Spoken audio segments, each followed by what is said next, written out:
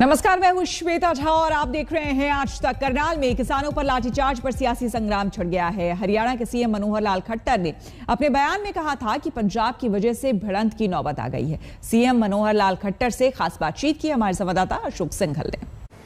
प्रशासन और किसानों के बीच हुए टकराव पर बात करने के लिए हमारे साथ मौजूद है हरियाणा के मुख्यमंत्री मनोहर लाल खट्टर जी। खट्टर साहब, बार बार किसानों के साथ टकराव, प्रशासन का, अभी लाठीचार्ज हुआ, तो कब तक सिलसिला चलेगा? किस ढंग से चीजें रुकेंगी? देखिए अशोक जी, कुल मिलाकर के उनकी कुछ मांगे हो सकती हैं। वो मांगों के कारण से अपने धरने पर बैठे हैं। सब बातें ठीक होते हुए भी आखिर समस्या का हल तो उनके हाथ में है। हम लगातार ये कह रहे हैं कि बैठ के बातचीत करनी चाहिए। जो भी उनके ऐसा लगता है कि इन तीनों कानूनों में प्रावधान उनको नहीं सूट करते हैं, उसके ऊपर चर्चा करनी चाहिए। साइंटिस्ट उसमें साथ बैठे हैं, आंदोलनकारी नेताओं को साथ बैठना चाहिए, पॉलिटिकल नेताओं को साथ बैठना चाहिए, लेकिन बातचीत किए बिना इस समस्याओं का हल होने वाला नहीं है। उन्होंने जिद पकड़ रखी है उन्होंने कि पहले तीनों कानून वापस करो। लोकतंत्र में ऐसा नहीं होता है। तो क्या फिर लाठीचार्ज ऐसे ये घटनाएं होती रहेंगी खट्टर साहब? देखिए, इसमें पिछले दिनों में जो कुछ छोटी मोटी घटनाएं हुई उनके साथ हमारी बैठ के बातचीत हुई और टोहाना में बातचीत होने के बाद, हिसार में बातचीत होने के बाद एक अंडरस्टैंडिंग बनी कि हम अपने आंदोलन को शांतिपूर्वक चलाएंगे, धरने देंगे। हमने कहा धरने दे सकते हैं आप नारे बोल सकते हैं, आपने काले झंडे दिखा सकते हैं, लेकिन कहीं भी सरकारी कामकाज में या किसी भी काम के अंदर बाधा डालने का काम नहीं करेंगे। एक अंडरस्टैंडिंग बनी, एक लिखित समझौता हुआ, योगेंद्र यादव ने साइन किए और नेताओं ने साइन किए, लेकिन अब आकर के फिर वो उसी प्रकार से कि हम ये कार्यक्रम नहीं होने देंगे, वो कार्यक्रम नहीं होने देंगे। लोकतंत्र में ये नहीं चलता है। तो आप ही निशाने पे क्यों हैं? जहां भी आपके कार्यक्रम होते हैं वहीं जाके सब होता है। वो सत्ता विरोध उनका एक टारगेट है कि भारतीय जनता पार्टी का सत्ता जहां जाए उसका विरोध करेंगे।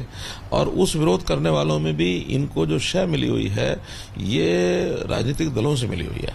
चाहे वो कांग्रेस है, प्रत्यक्ष रूप से कांग्रेस के जो पूर्व अध्यक्ष जाखड़ जी पंजाब के, उन्होंने तो सीधा सीधा इस बात को माना है कि कैप्टन साहब को एक श्रेय जाता है इस बात का कि इन्होंने जो सारा आंदोलन जो है उसका केंद्र बिंदु हरियाणा को बना दिया, अपने यहाँ से वहाँ सब भेज दिया है। ये उन्होंने प्रत्यक्ष मीडिया पर माना है। तो इसके अंदर और क्या बड़ी बात हो सकती है? अभी भी कांग्रेस के लोग, हरियाणा के भी, उनको जो गलत काम के लिए भी उनको प्रोत्साहित करते हैं। अगर ये विपक्ष के लोग रचनात्मक भूमिका निभाएं, ठीक को ठीक कहें, गलत को गलत कहें, तो भी ये चीजें कंट्रोल में आ सकती हैं। आखिर जो चीज नहीं भी है उसको भी उकसाने के लिए काम करते रहते हैं। बातचीत के लिए क्यों नहीं तैयार ग्राउंड कराते? विपक्ष के लोग क्यों नहीं करवाते हैं? अमरिंदर सिंह का कहना है कि खट्टर साहब को ठीक से हैंडल नहीं कर पाए, किसान विरोधी उनके वो कार्रवाई कर रहे हैं, पीसफुल प्रदर्शन कर रहे थे, उसके बाद भी लाठीचार्ज किया जा रहा है। हम 9 महीने से ठीक से हैंडल कर रहे हैं। 9 महीने में आखिर जिस प्रकार के प्रदर्शन की वो लोग कर रहे हैं, उनकी जो व्यवस्थाएं हैं वो हम बना रहे हैं। हमने लगातार उनसे बातचीत भी की हुई है। कभी भी प्रदर्शन करते हैं तो उनसे बातचीत भी करते हैं। कहीं वो ज्यादती कर जाते हैं, उसके बाद अगर एक्शन भी पुलिस लेती है तब भी बैठ के बातचीत होती है। लेकिन एक सीमा से आगे विरोध का कोई कारण बनना नहीं चाहिए। लोकतंत्र है। लोकतंत्र में जब उनको प्रदर्शन करने का अधिकार है तो पॉलिटिकल पार्टियों को अपने कार्यक्रम करने का अधिकार नहीं है क्या? वो पॉलिटिकल पार्टी इस नाते से बीजेपी को, जेजेपी को इनके कार्यक्रम नहीं होने देंगे, ये कौन सा विषय है? लेकिन एसडीएम ने जो भाषा इस्तेमाल की कि सर फोड़ देंगे अगर वो ऐसा करेंगे, अगर कानून को तोड़ेंगे या क्रॉस करेंगे इस एरिया को, क्या एक एसडीएम द्वारा सर फोड़ने की बात कहां तक जायज है? देखिए, मैंने सार्वजनिक रूप से कल भी माना है कि उनके शब्दों का चयन उचित नहीं है। आखिर वो शब्द टाले जा सकते थे, लेकिन सख्ती नहीं की जाएगी। ये तो उनको तो प्रशासन की ओर से जो यानी करने के लिए कहा जाता है वही तो वो कहेंगे, क्योंकि वो एसडीएम जिस जगह पर बोल रहा है उसका इस घटना से, लाठीचार्ज से कोई संबंध नहीं है। वो बिल्कुल इनर घेरा जहां मीटिंग थी भारतीय जनता पार्टी की, उसके 100 मीटर के अंदर है। और जो थर्ड लास्ट घेरा होता है उसको मजबूत अफसरों को इसलिए दिया जाता है कि किसी भी प्रकार से यहाँ का घेरा न टूटे। उसने किसानों के बारे में नहीं कहा है। उसने कहा कोई भी इसका उल्लंघन करता है, यानी आखिर दूसरे लोग भी कोई उल्लंघन कर सकता है, कोई विरोधी भी कर सकता है, तो उसमें कोई किसान के बारे में कहा गया ऐसा नहीं है। कोई भी इस घेरे का, इसका उल्लंघन करता है, उससे सख्ती से निपटना है, ये उसका जिम्मेदारी है, उसका दायित्व है। हाँ, शब्दों का चयन गलत किया है, इसके लिए हमने हमारे जो चीफ सेक्रेटरी हैं उनको कहा है कि किसी अधिकारी को भेज करके इसकी इंक्वायरी कराएं। और वैसे तो मुझे जो बात में जानकारी मिली है उसने खेद प्रकट कर दिया है, क्षमा याचना कर दी है। जो व्यक्ति खेद प्रकट कर देता है वहां विषय को समाप्त करना चाहिए। आगे कोई कार्रवाई नहीं, क्योंकि उनके खिलाफ मामला दर्ज करने की मांग की जा रही है किसानों के द्वारा कि उनके खिलाफ मामला दर्ज किया जाना चाहिए, हत्या का मामला दर्ज किया जाना चाहिए, और विपक्षी पार्टी में कह रहे हैं कि ये कोई ऐसी भाषा का लोकतंत्र में स्थान नहीं है। मैं तो कह रहा हूं कि वो भाषा उसकी गलत थी, नहीं ठीक थी। जो मैं ही कह रहा हूं तो फिर उसमें विपक्ष के कहने की बात कहां रह गई? दुष्यंत ने भी कहा कि माफी से काम नहीं चलेगा, आगे कार्रवाई होगी। मैं कहता हूं उसकी जानकारी जब चीफ सेक्रेटरी को कहा तो किसी अधिकारी के जिम्मे वो लगाएंगे, उसकी रिपोर्ट लाएंगे, और इस रिपोर्ट में अगर गलत उसने किया हो, पहली बात तो कि उसके बोलने के बाद भी उस घटना का उसके साथ कोई संबंध नहीं है, वहां घटना ही नहीं घटी है, केवल वर्बली उसने जो कुछ कहा है उसके लिए उसने माफी मांग ली है। इसके बाद अगर उसका कोई दोष होगा और कल को कोई एफआईआर कराता है तो उसकी जानकारी उस लेवल पर फिर करनी होगी, फिर करेंगे। ये हर किसी को स्वतंत्रता है, उसके खिलाफ एफआईआर कराएं, उसके खिलाफ कहीं और कोर्ट में जाना वहां जाएं, उसके खिलाफ ह्यूमन राइट कमीशन में जाना वहां जाएं। सब संस्थाएं इन्हीं बातों के लिए हैं। इन संस्थाओं पर हमारा भरोसा है। इन संस्थाओं के माध्यम से जो कुछ कार्रवाई उसके खिलाफ की जाएगी। कम से कम मुझे इस समय तक जो जानकारी मिली, क्योंकि तो मैं प्रत्यक्ष उस घटना के पास मीटिंग अपनी करके आया हूं, वहां तो कोई घटना हुई नहीं है। जो घटना हुई वो 12 किलोमीटर दूर बस्ताड़ा टोल पर हुई है, और वो भी जिस प्रकार से उसको मोड़ कर यानी तोड़ मरोड़ करके पेश किया जा रहा है, जिस व्यक्ति की मृत्यु हुई है उस व्यक्ति के ऊपर तो न कोई एफआईआर है, न वो वहां कोई किसी प्रकार के उस लाठीचार्ज के अंदर आगे था। ठीक ठाक प्रदर्शन में वो शामिल हुआ है, लेकिन उसके बाद अपने घर जाकर के खाना खाया, रात को उसको अटैक हुआ, उसकी डेथ हुई है। उसका तो न तो कोई उन्होंने कोई पोस्टमार्टम उसकी कोई रिपोर्ट आई है, किसी प्रकार का कोई उसका मेडिकल ऐसा नहीं है। तो ऐसे ही कह देना कि उसको चोट लगी है या उसकी डेथ हुई है, बिना प्रमाण के तो कोई चीज होती नहीं है। अगर कोई उनके पास इस प्रकार का प्रमाण होगा कि उस लाठीचार्ज के कारण से उसकी मृत्यु हुई है तो वो सामने आएगा।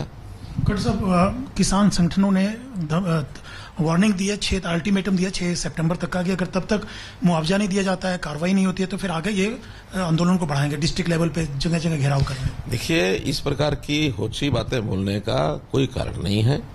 अगर ऐसा बोल करके वातावरण को खराब करेंगे तो व्यवस्था को बिगाड़ेंगे, ये उचित नहीं है। और 7 तारीख 6 भी आएगी, 7 भी आएगी। 7 तारीख को भी अगर कानून व्यवस्था को तोड़ेंगे तो बर्दाश्त नहीं किया जाएगा। एक आखिरी सवाल खट्टर साहब, क्या इस आंदोलन को आप जायज मानते हैं? चाहे वो दिल्ली के बॉर्डरों पे बैठे हों या हरियाणा में जगह जगह प्रदर्शन कर रहे हैं, किस ढंग से देखते हैं इस पूरे आंदोलन को किसानों को? मैं बताया ना कि ये जो 3 कानून की बात की जा रही है, अगर उनको कोई गलत लगता है, आंदोलन मानो कर रहे हैं और गलत लगता है तो बैठ के बातचीत करना चाहिए ना। आंदोलन कोई भी कर सकता है। आंदोलन कभी भी, आखिर ये स्वतंत्र देश है, संविधान के अंतर्गत दी गई सबको पावर्स हैं, शक्तियां हैं, और उस नाते से उसके अनुसार लोकतांत्रिक तरीके से कोई भी प्रदर्शन होता तो हमको कोई आपत्ति नहीं है। लेकिन कानून को अपने हाथ में लेना ये हमारा संविधान भी इजाजत नहीं देता है। बहुत बहुत धन्यवाद हमसे बात करने के लिए। कैमरामैन कुलजीत के साथ अशोक सिंघल, चंडीगढ़ आज तक। करनाल में किसानों पर हुए लाठीचार्ज का मसला खत्म होने का नाम नहीं ले रहा। हरियाणा के डिप्टी सीएम दुष्यंत चौटाला ने कहा है कि एसडीएम की माफी से सिर्फ मामला शांत नहीं होगा बल्कि कार्रवाई होगी। किसानों पर लाठीचार्ज और एसडीएम के व्यवहार पर बात करने के लिए हमारे साथ मौजूद है हरियाणा के डिप्टी सीएम दुष्यंत चौटाला जी।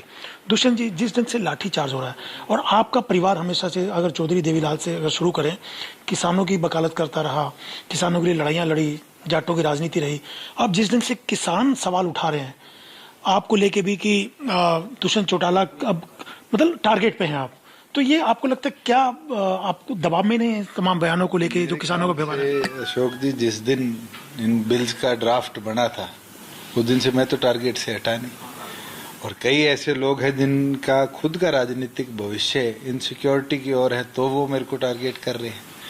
एक चीज मैंने उस दिन भी प्रॉमिस करी थी, आज भी करता हूं, कि जिस दिन एमएसपी खत्म होगी, मंडियां खत्म होगी, दुष्यंत चौटाला इस सरकार में नहीं रहेगा। और मैंने पिछले 1.25 साल में 2 बड़ी प्रोक्योरमेंट करी, एक 13,000 करोड़ की जो किसान के खाते में सीधी गई, एक 15,000 करोड़ की वीट की, वो सीधी किसान के खाते में करी।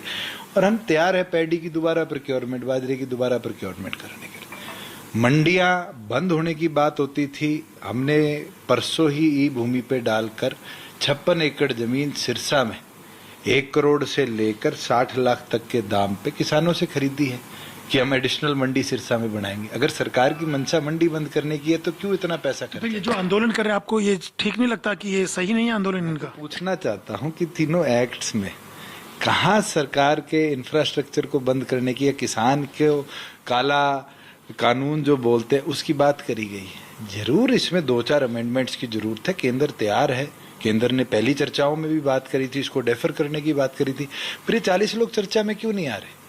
क्यों बारी बारी इन चर्चाओं से दूर भागा जा रहा है? आज 7 महीने हो गए, बारी बारी केंद्र के लोग आकर कहते हैं चर्चा के लिए तो आइए। मैं तो आपके माध्यम से कहता हूं, मैं जाने को तैयार हूं बॉर्डर पर, अगर ये 40 आने को तैयार है, तोमर जी से मैं समय लूंगा, दिल्ली में और किसी से समय लेना है मैं लूंगा, और इनको साथ ले जाकर मिलाऊंगा। तो ये आंदोलन को सही नहीं मानते आप, इसका मतलब? मुझे तो आंदोलन जिस ट्रैक पे चलना शुरू हुआ था उस ट्रैक पे तो आज नहीं दिखता। ये तो अराजकता की सी सिचुएशन आ गई कि डिप्टी स्पीकर की गाड़ी के शीशे तोड़ दिए जाते हैं, कसियों से पुलिस वालों पे वार किया जाता है, हमारे एमएलए की गाड़ी का शीशा तोड़ दिया जाता है, हमारा एक एमएलए अपनी बेटी के साथ ट्रैवल कर रहा था, उसके साथ ऐसा व्यवहार किया जाता है जो मुझे लगता है कि आज के दिन इस आंदोलन की रूपरेखा को बदल चुका है। दुष्यंत जी, जिस ढंग से एसडीएम आयुष सिन्हा ने कहा कि सर फोड़ दो उनका अगर क्रॉस करने की कोशिश करेंगे, क्या उचित? और आपने कहा कि उनके खिलाफ कार्रवाई होगी, तो क्या माफी मांगना ही सफिशिएंट है या कुछ कार्रवाई होनी चाहिए? बिल्कुल नहीं मानता कि माफी मांगने तक कार्रवाई सीमित रहेगी, कार्रवाई होगी, मगर जो सबसे जरूरी चीज है, एक ऑफिसर जब ओथ ली जाती है एक आईएएस ऑफिसर की, तो मुझे लगता है जब उसको एथिकल, हाई एथिकल वैल्यूज के ऊपर भी कसम खानी पड़ती है, जो उस समय नहीं दिखी है। और या तो 3 साल की नौकरी है, जोश ज्यादा था, उस एज के अंदर वो नहीं संभल पाए और उन्होंने ये बात कही है। मगर एक चीज जरूर है कि जिस जगह वो पोस्टेड थे वहां ना पत्थर चला ना लाठी चली। पुलिस का मोरल बूस्ट करने के लिए बात कही गई है तो उसकी अलग कार्रवाई होगी, मगर उनसे जवाब मांगा गया, जवाब आने के बाद उस पर जो उचित कार्रवाई होगी हम करेंगे। लेकिन आखिरी सवाल ये है कि बार बार किसानों का टकराव हरियाणा गवर्नमेंट के साथ, विधायकों के साथ, बाकी नेताओं के साथ, कैसे इसको रोका जा सकता है, कैसे टाला जा सकता है? देखिए, हमने तो 9 महीने से बड़े प्रयास करे हैं कि हमें बल प्रयोग ना करना पड़े, मगर हालात ऐसी बना दी है प्रदेश की कि पंजाब और यूपी के लोगों ने आकर प्रदेश का माहौल खराब कर दिया है और निरंतर कर रहे हैं। मैं तो ये समझना चाहता हूं कि पंजाब से एजिटेशन शुरू हुआ, पंजाब सरकार के खुद पूर्व कांग्रेस अध्यक्ष ने ये बात कही कि हमारा प्रयास सफल रहा और हमने दिल्ली बॉर्डर पर इतने लोग भिजवा दिए। आज पंजाब सरकार कहाँ है?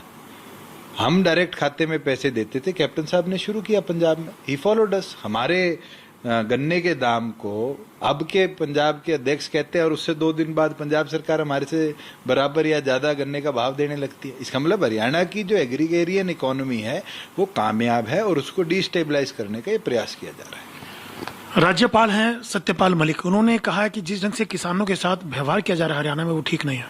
देखिए, मैं तो खुद नहीं मानता कि ये ठीक व्यवहार है, मगर आप खुद समझिए कि आपको कहीं जाते हैं और ऐसी व्यवस्था सामने झेलनी पड़ जाए जब आप अपने बचाव में कुछ करें।